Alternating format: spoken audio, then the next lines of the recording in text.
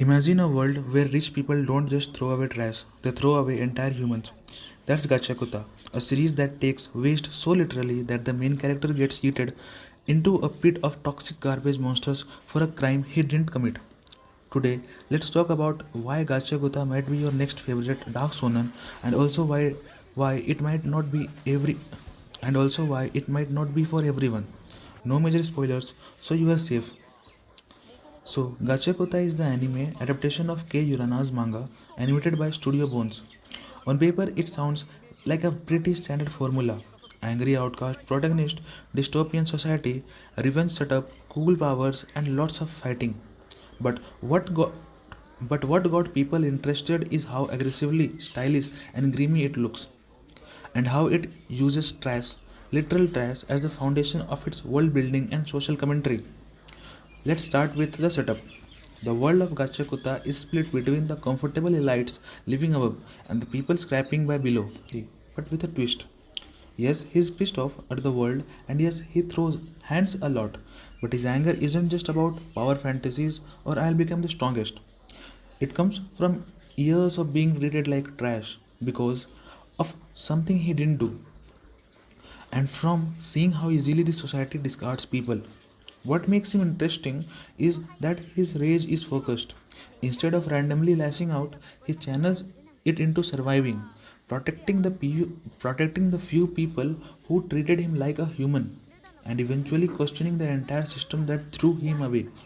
That gives his character a bit more emotional weight than just edgy boy who screams.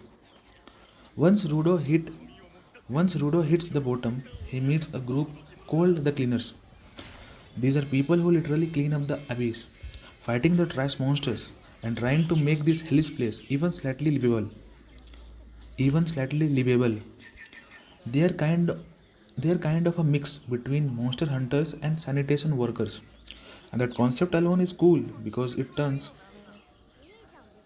and that concept alone is cool because it turns a job everyone looks down on into something heroic and essential.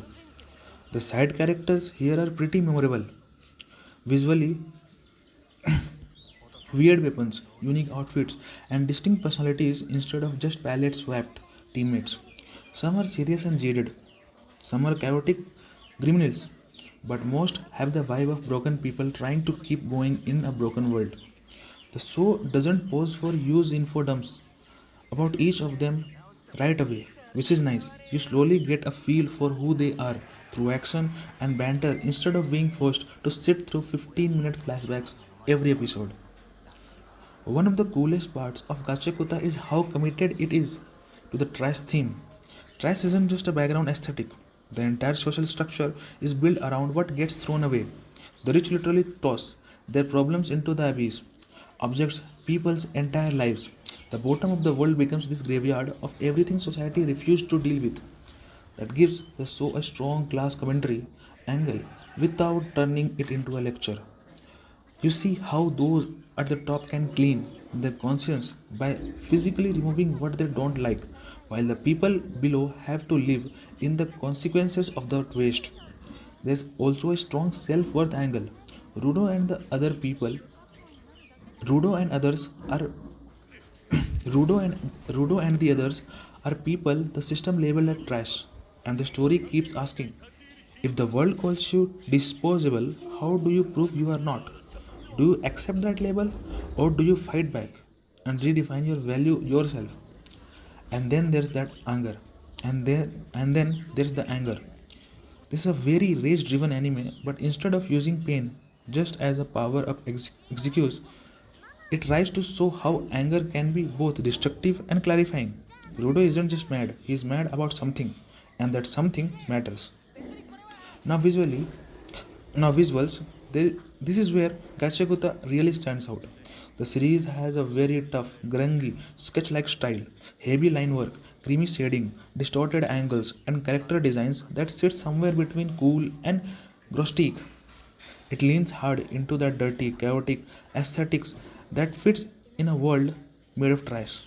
The action scenes are where the animation studio flexes.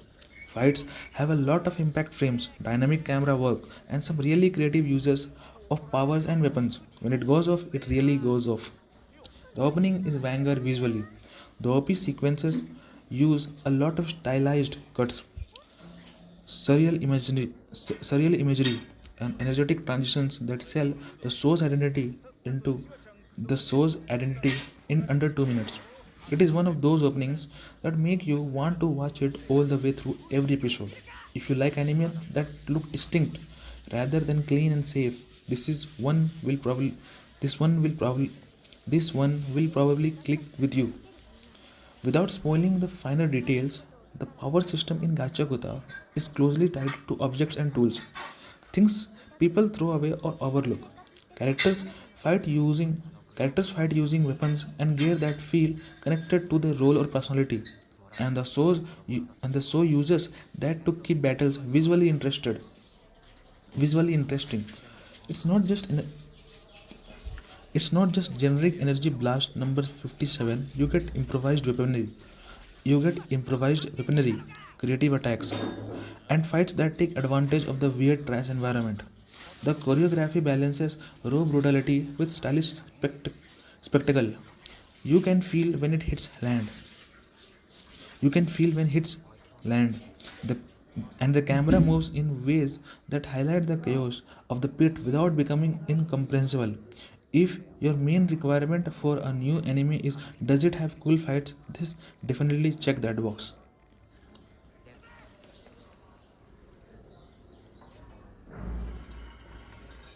So should you watch Gachakuta? If you enjoy dark dystopian worlds, class conflicts, and social commentary baked into the setting, unique grimy art with strong animation highlights, rage-fueled protagonists who actually have something meaningful, who, ha- who actually have something meaningful to be angry about, then this is absolutely worth giving at least three or this is then this is absolutely worth giving at least 3 to 4 episodes. If you're looking for something super grounded, slow, and character study heavy, or if you are burned out of shonen battles shows in general, this might just feel like another angry kid with powers, just with a way cooler coat of paint. Personally, this feels like one of those anime that might not change the genre that might not change genre forever, but absolutely It stands out in its season for how bold and visually distinct it is. If you have already started Gachiakuta, let me know in the comments. Are you hooked or does it feel overhyped? And if you're new, if this convinced tell me if this convinced you to give it a shot. If you liked this review, drop a like, subscribe, and more anime breakdowns. If you liked this review, drop a like, subscribe for more anime breakdowns, and I'll see you in the next one.